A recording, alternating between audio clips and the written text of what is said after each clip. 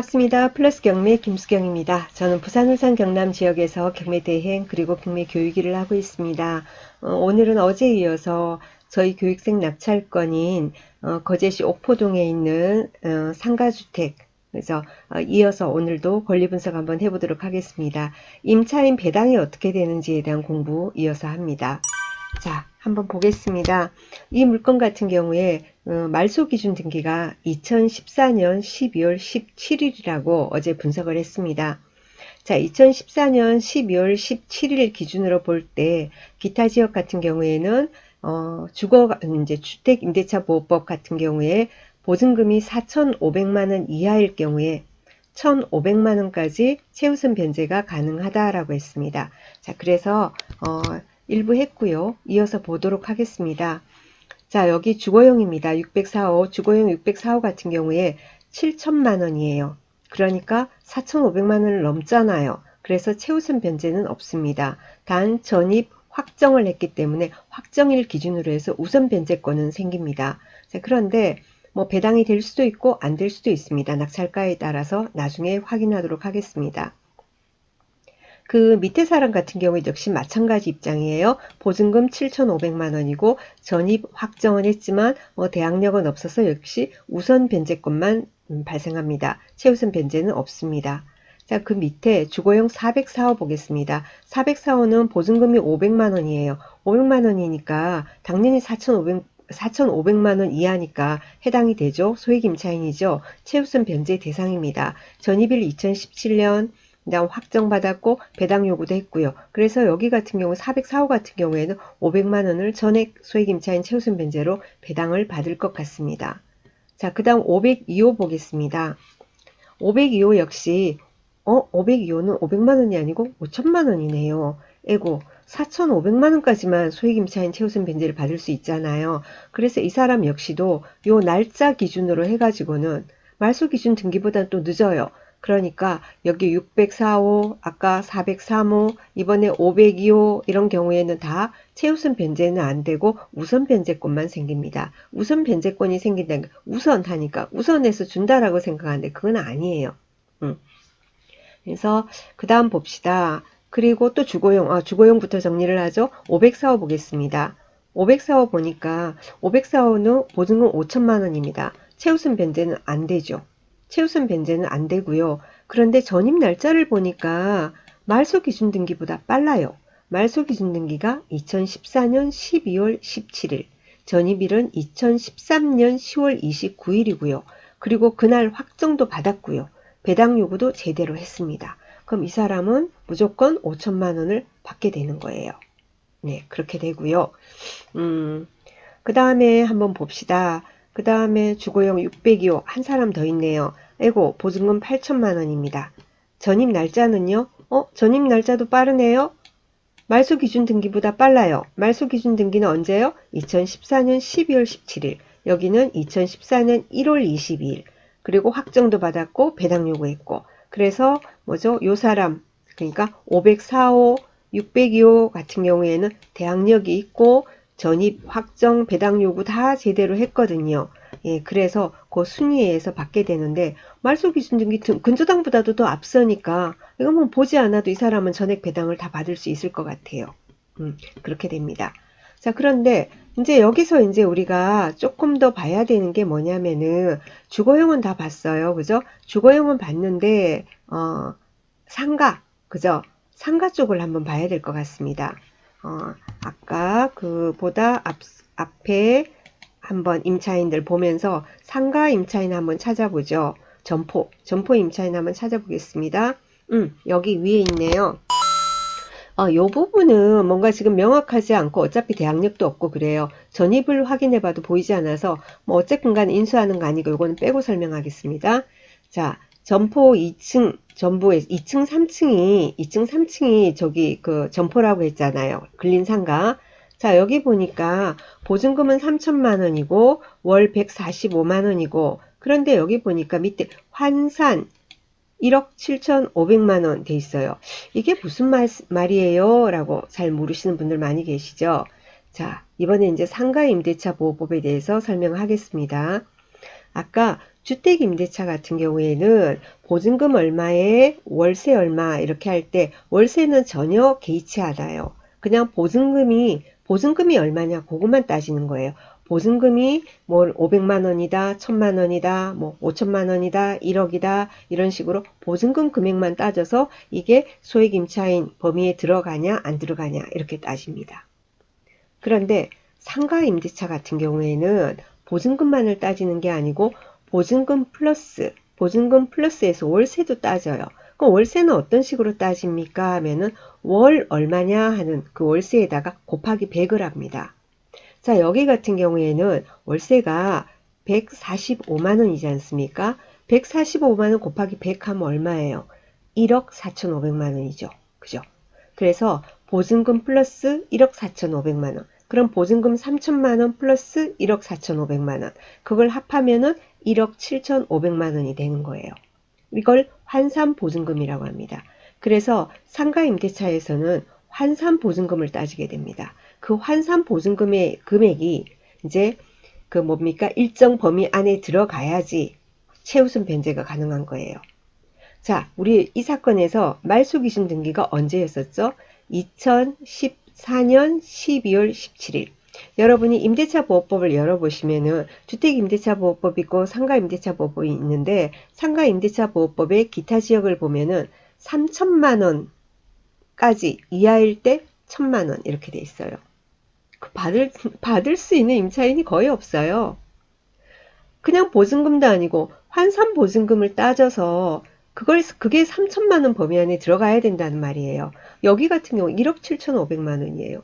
3천만 원 범위에 들어가야지 1천만 원까지 주겠다요.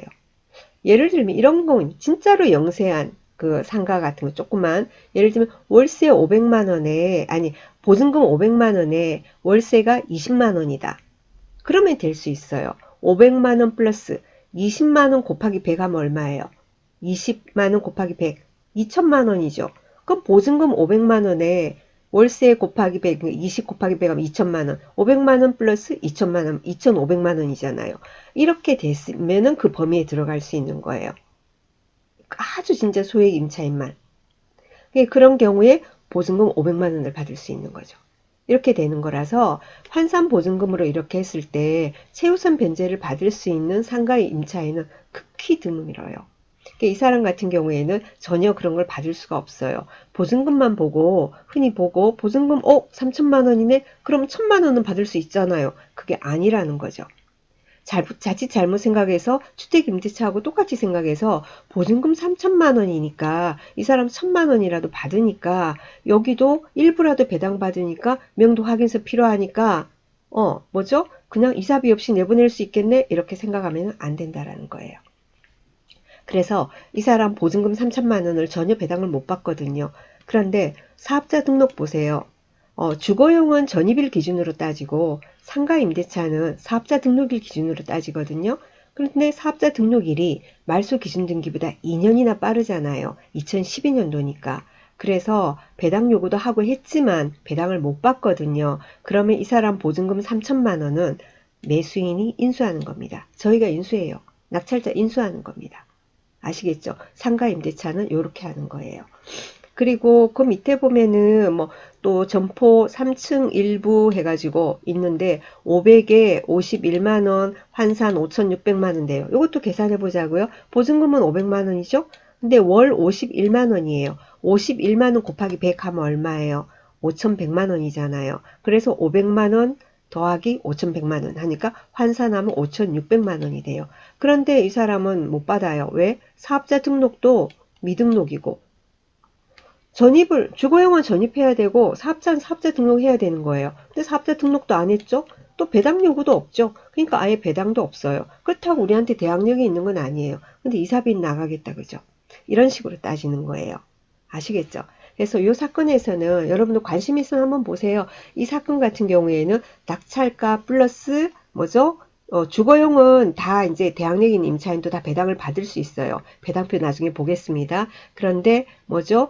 어, 대항력 있는 임차인 중에서 배당을 못 받는, 그죠? 배당을 못 받는 게 뭐죠? 상가 임대차 보호법에 있어서 이게 범주를 벗어나는, 그죠? 예, 최우선 변제를 못 받는 요 임차인 같은 경우에 그죠? 요 3천만 원 이것도 확정이라도 받았으면 좋겠는데 확정을 못 받았으니까 그래서 저희는 낙찰가 플러스 3천만 원이 되고 그리고 이사비가 좀 나가야 되고 그런 상황이 되는 겁니다. 자, 그리고 그러면은 우리가 배당표 한번 볼게요. 배당표를 보면서 자, 우리 낙찰가가 6억 8,990만 원이거든요. 경매 비용이 약 700만 원 좀 넘어요. 실제 배당할 금액이 6억 8,270만 원 정도 되는데 자, 이제 그 소액 임차인들 있지 않습니까? 주거용. 요거는 잠시 빼고 생각한다고 했습니다. 정확한 그게 안 나와 있어요. 전입이나 이런 게. 자, 그래서 주거용 중에서 소액 임차인이 있습니다. 500만 원 요거 받고요.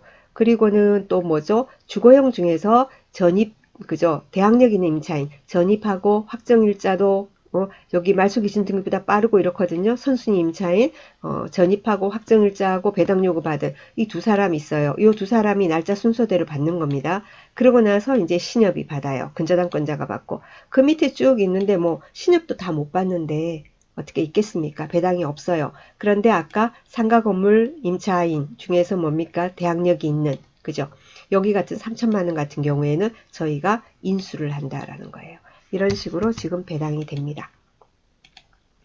아이고, 그럼 임차인들 우리 다 어떻게 됩니까? 임차인들 한번 보고 누가 받고 누가 못 받는지 체킹이 됩니다. 이렇게. 요즘은 진짜로 이런 유료 사이트들 참 잘 해놨어요. 근데 유료 사이트들도 가끔 실수하는 적이 있으니까 알고 보셔야 돼요. 편하니까 그냥 한 곳에 모아놓으니까 보기 편하다 이렇게 생각하셔야지 이게 100% 정확하다 이렇게 생각하시면 안 돼요. 그래서 권리 분석 공부가 필요한 겁니다.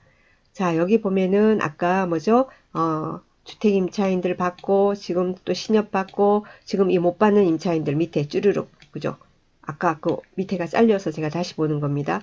요 임차인들에 대해서 뭐죠? 한 사람이야 전액 적이니까 2층 같은 경우에는 인수고 요 나머지 이 사람들 어떻게 하면 좋습니까? 그죠? 답답합니다. 그래도 뭐 어떡해요? 열심히 부딪혀가면서 이제 명도를 해야죠. 자, 오늘 제가 여러분 우리 같이 공부한 거는 뭐냐면은 저기에요. 주택임대차보호법, 상가임대차보호법입니다. 결국은. 그래서 말소기준 등기를 이런 걸 보시면은 항상 등기부등본을 보면서 말소기준 권리, 말소기준 등기를 찾고요. 그 날짜를 기준으로 해가지고는 주택임대차보호법에 있어서 소액임차인 최우선 변제는 얼마 이하일 때 얼마가 되는지, 그죠? 얼마가 나가는지를 확인하시고 역시 또 상가임대차 보호법으로 가셔서 상가임차인 같은 경우에는 얼마 이하일 경우에 얼마를 죠 얼마까지 해주는지 최우선 변제를 자 그런데 여기서 중요한 게 뭐라고요? 주택임대차 같은 경우에는 월세가 얼마가는 하나도 신경을 안 써요. 보증금만 가지고 따집니다. 보증금만. 그런데 상가임대차는 환산보증금을 따집니다. 환산보증금을 어떻게 계산해요? 보증금 플러스 월세 곱하기 100 보증금 곱하기 월세 곱하기 100 한 환산 보증금이 그 범위 안에 들어가야 되기 때문에 진짜로 낙타가 바늘구멍 들어가는 것보다 더 힘들다. 이렇게 보시면 됩니다. 자, 오늘은 저희 낙찰권을 가지고 저기 배당 관계를 한번 임차인들 배당 관계를 한번 공부를 해봤습니다. 도움이 어떻게 되셨는지요? 너무 많은 사람 하다 보니까 정신없다 그죠? 그래도 여러분도 수십 명, 수백 명이 돼도 한 건 한 건 한 건 정리를 해나가면 충분히 다 할 수 있는 겁니다. 그러니까 돈이 문제지 권리 분석 못 해가지고 입찰 못 들어가셔야 되겠습니까? 그렇지 않습니까? 자, 조금이라도 도움이 되셨으면 좋겠습니다. 자, 오늘 여기까지 하겠습니다. 수고하셨습니다. 좋은 하루 보내시고요.